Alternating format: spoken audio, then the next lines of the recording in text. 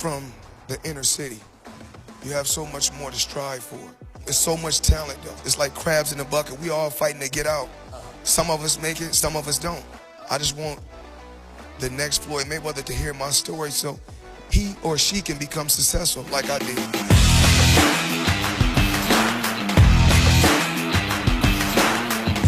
What's it like to be 50 and 0? First, I just want to say, congratulations to you for just being very, very smart, for also giving back to so many great causes. I mean, you're doing a remarkable job. So it's not just about me being 50 and 0.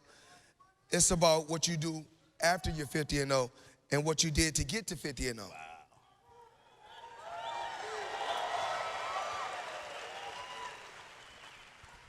Look, you got 10,000 things that you get invited to do every day, yes, every week, every month, all over the world. Why would you even agree to do a deal like this? Because it's bigger than just boxing. It's bigger than just boxing, and it's good to come out and tell your story to the world.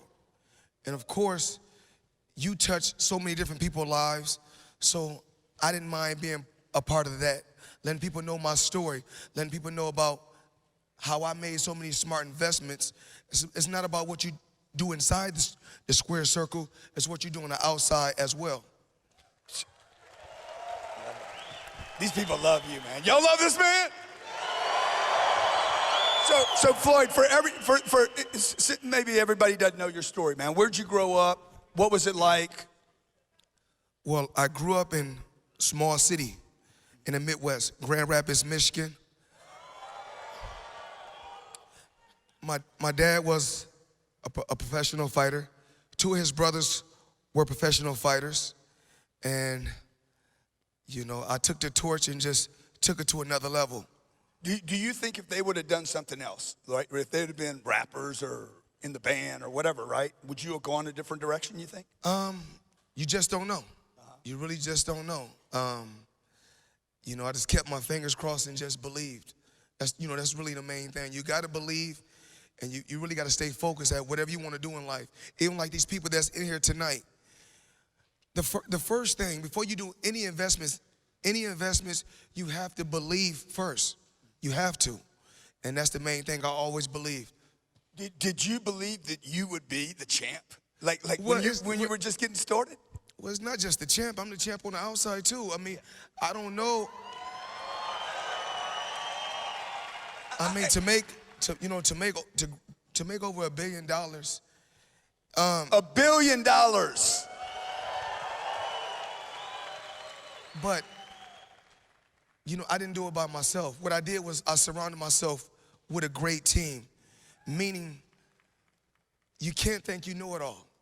So if it was a person that was strong in certain departments, I wouldn't have got the best person for that. So what I believe in doing is surrounding myself with all smart people. That makes me that much more smarter, because once you surround yourself with a smart team, then it makes things that much easier.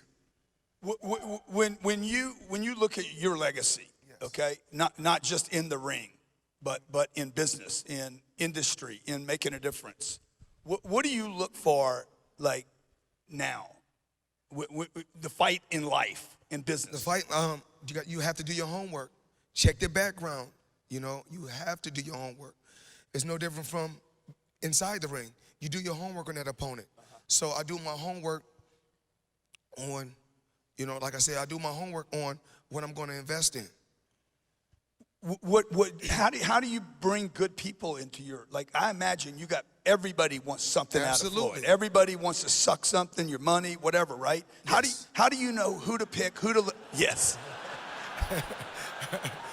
Yes. I mean, everybody's got to want something. I want something from you, right? So how do you say yes, and then how do you also say, hey, no, not now or not yet? Or well, it's stages. You can't just get to me.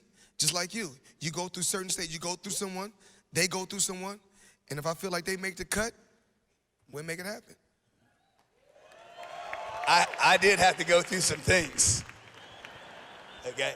But if you don't quit, do you agree with this? If somebody didn't, these are mostly business people and entrepreneurs. If they don't quit and they just keep putting the work in, what would you say to them?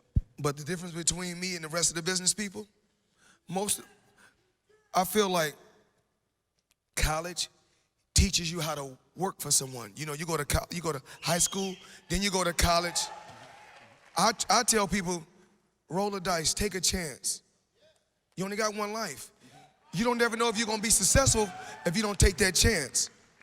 When do you know I'm rolling too hard here? I'm putting too much on one thing. And are you willing to take those risks? I took the chance early. You know, the first time, what I did, how I got to where I got to was I looked at certain athletes' career and I said, I don't want to end up like that. You know, so what I did was this. It started off with $5 million. Put up $5 million. I was getting $50,000 a month, every month on the 18th. And I said, okay. And it was paying off. On every 18th, every month, it was paying off. You like the cash flow? For years. So I said, okay, if it's paying off like this, then, and I gave him 7 figures, I said, I'm not gonna even give him 8 figures. I went and gave him 9 figures. So then. I love talking about money. So, Like I love talking about all these other, I've had people up here say money doesn't matter. I'm like, it's because you already got it. Well, you gotta realize, this is the reason why money matters, okay?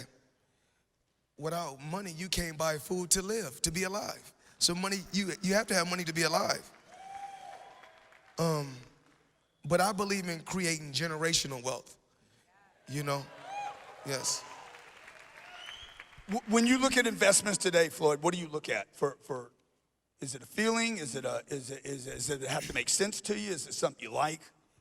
If it's something that I know is paying off, lucrative and heavy, I got to go with it. I have to go with it. How much do you like real estate?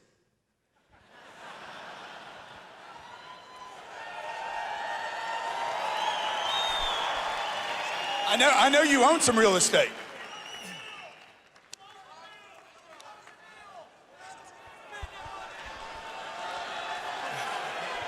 I got $2 billion worth of real estate. I'm going to 10, so they're like, hey, maybe you partner with Floyd, you know?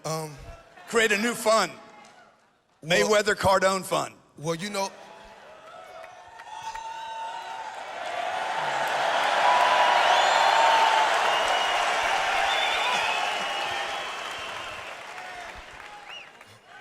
well, that's what I invested in from the beginning. The first time I invested, my first investment was real estate. Wow.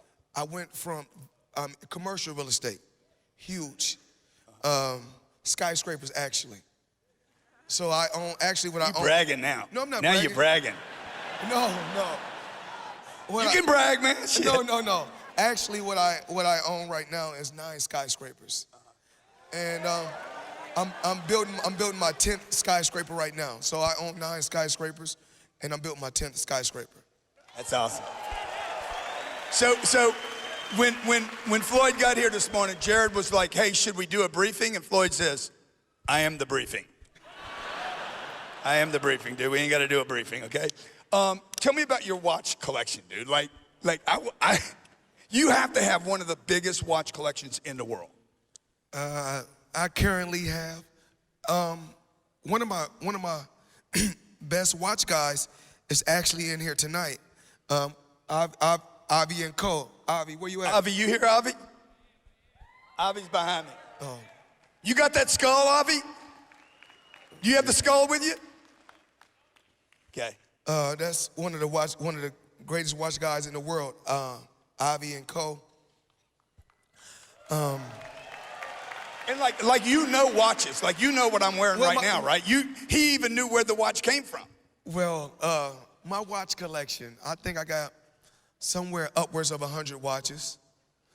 And I could tell you about any watch. Actually, my most expensive watch that I currently own is 18 million. One watch? One watch. I have some of my watches, I have one, 2 million. I got a lot of $1 million watches, 1.2, 18. Oh, God. I mean, What should I pay for this one? What do you think? I'm not going. No, you don't love 'cause it? No, talk to me, talk to me. we don't want the world to get into that No, but I into need that to lifestyle. know. You're here for me now. I need some help. Help a little man out, okay? That watch is a couple $100,000. Oh, wow. Easy, but it's worth it. Yeah. Because it goes up in value. Yeah. It appreciates, not depreciate. How do you buy a $17 million watch, though? No, 18. 18, sorry. Fuck it. Goddamn. How do you do that, dude? Like, how long did it take you to make a decision and say, here's 18 million bucks? That's a big house. I don't. Well, you know, I have a. Actually, that watch costs more than some of my houses. Actually, I think I got expensive taste. Yeah. I don't know why.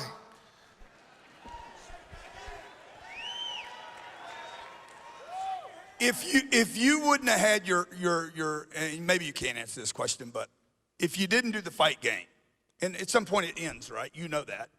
It's been over, but I still dibble and dabble, go back. Who thinks he fights again? Yes. Will you? Well, we're talking about it. What I'm working on right now is a 2-fight, $600 million deal. So if everything plays out, we'll make it happen again. Who negotiates those deals? Me. So, Well, you gotta. I'm a little different from every other athlete and entertainer because I keep 100% of the revenue. That's never been done before. I'm my own boss. there's no manager, there's no agent, No. there's no pimp for Floyd. No. Wow. I have a team. And it's a little. I guess I'm lucky. So you're negotiating that transaction yourself. Well, exactly. This is how it works. They know my number because I've already before, in the past I was under a contract with a certain company.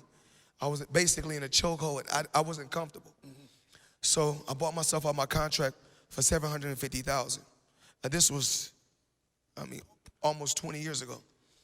But with leaving that company and just, with the Canelo Alvarez and Conor McGregor and Manny Pacquiao fight, I made $750 million just in those 3 fights.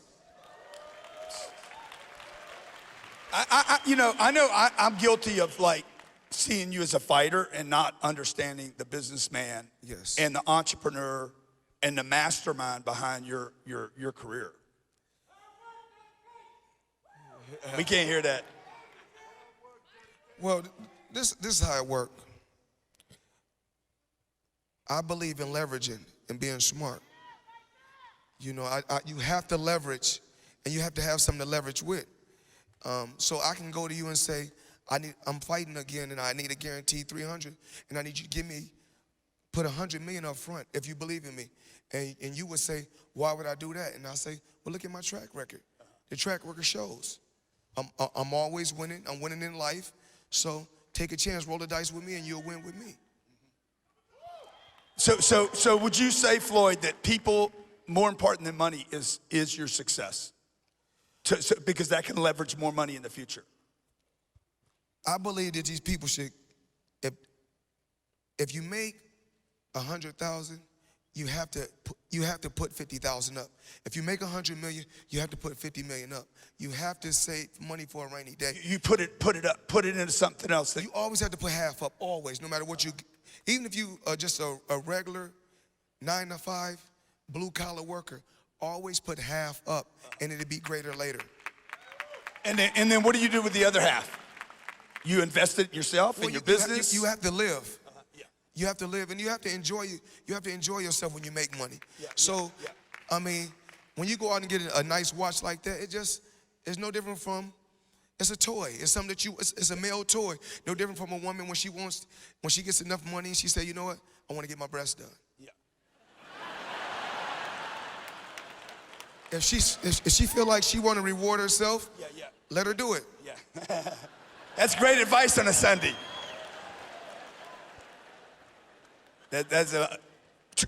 How much do you work to prepare for, like, compared to your competitors? Like, because they all say they work hard, they train hard.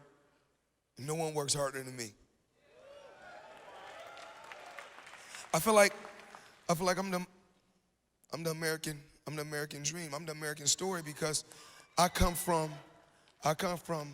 seven of us lived in a 1-bedroom, no water, no heat, and I beat all the odds. You know, my dad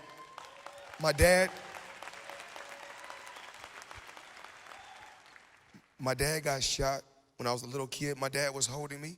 He got shot. You know, my mother was on drugs. My dad went to prison. And one day I was at my mother's home. And, you know, my mother was barely able to make ends meet. So I was at my mother's house. And I seen her struggling. And I can remember I was in the 12th grade. And I said, you know what? I came home from school and I said, you know what I'm going to do? I'm going to take a chance. And I took a chance and it paid off. I went to the Olympics, and then I told my mother, just have patience. And then within probably less than 24 months, I was a multi-millionaire. Was part of that to take care of your mom?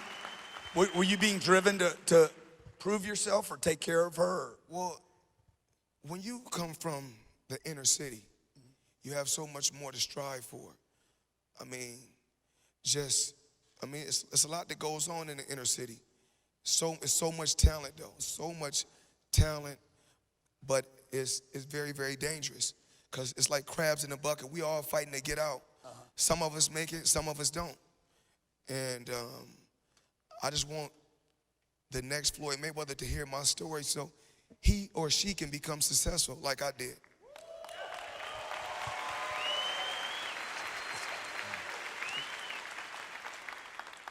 Your brothers and sisters, I mean, obviously they didn't make it to your level. Why you and why not them? The chosen one. I know every day we come home from school, and while everyone was doing homework, I was signing my name in different signatures. I said, well, you know, when I get famous, this time I'm gonna sign my name. And they was like, you need to do, and my older sister's like, you need to do your homework. I'm like, I am doing my homework. And I said,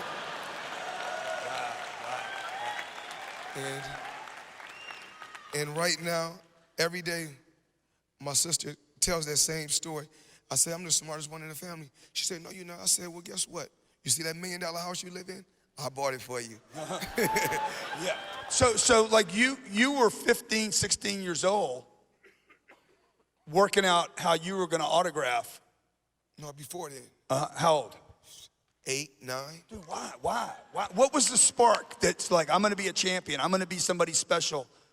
Like, why do you have that? When I was 10 years old, it was a Caucasian guy, and he said, I want you to sign this baseball for me.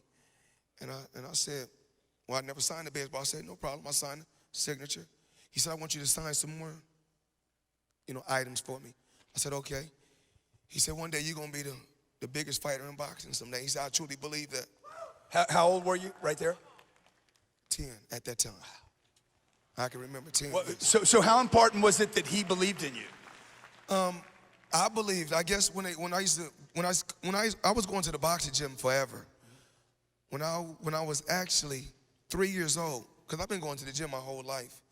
But when I first went to the boxing gym when I was 3, I used to run around the gym, hit the heavy bag, just run around, have fun. Loved the boxing gym. Nothing was more important than the boxing gym. So I used to get up on a chair, hit the speed bag. And so people were so amazed to see a 3-year-old kid hit the speed bag like that. So the next day, the same people that was there that day would bring more people in. And they was like, hit the speed bag. But I keep running around. But then they say, oh, we'll give you some candy. And I was like, what? I was a kid. I was like, okay. I get up and I hit the speed bag, everybody would go crazy. I was just a little kid, 3 years old. Huh? Floyd Mayweather's here, folks.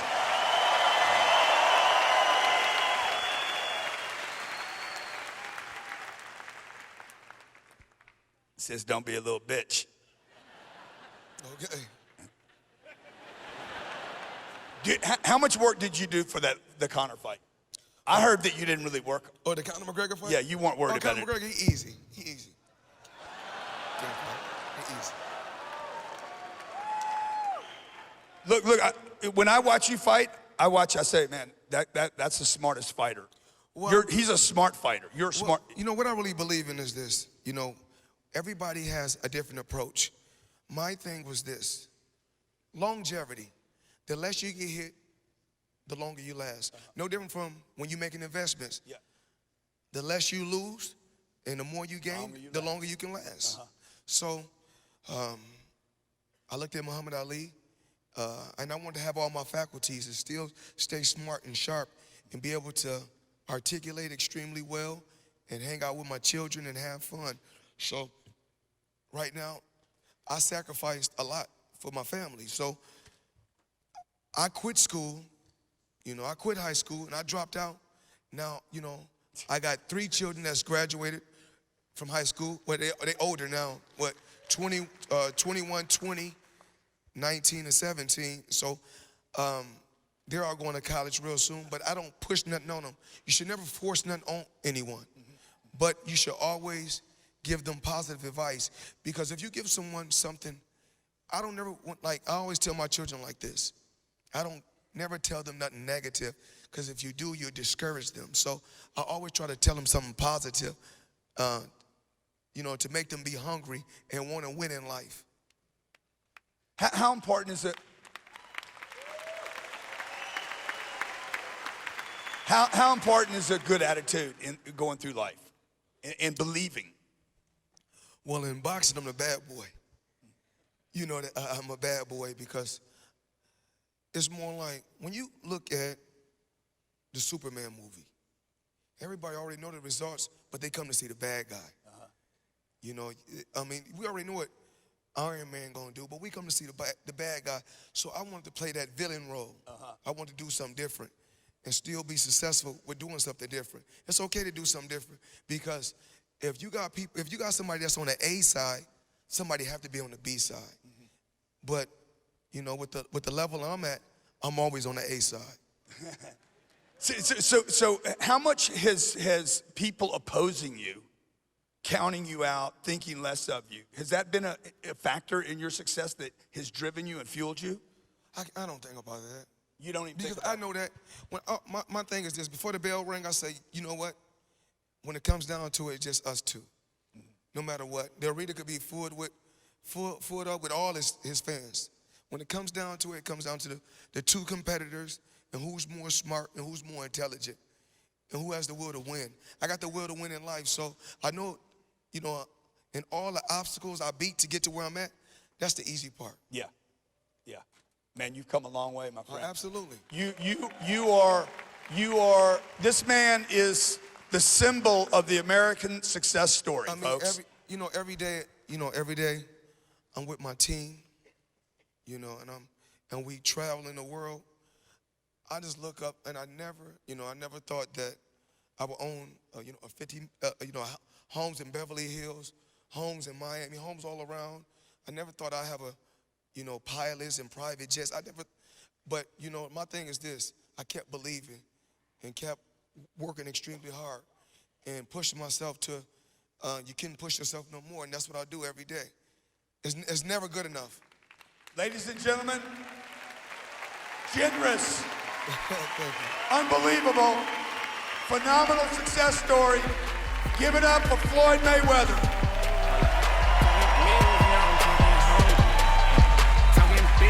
Give it up, come on. Give it up, come on. Another deal right before the money. Give it up. Talking credit and cash, every question. question they ask. You get to the bag, they don't believe In the ring and in business. Give it up. Getting rich is a fantasy, Uncle G. Give it up, goddammit. You getting advice, get you a millionaire mind. Get my millionaire math right from the Brooklyn chapter 5. Still I got one question. Hold on, two questions. Floyd Mayweather. Come on. I put the GC on the jet so they know who up in it. I say don't you be a little bitch on one floor horn, please don't get offended. I'm talking big business. Money flying. Matches number one, I'm number 1E9. Dominate, don't compete. Champion came to win. What you say, Uncle G?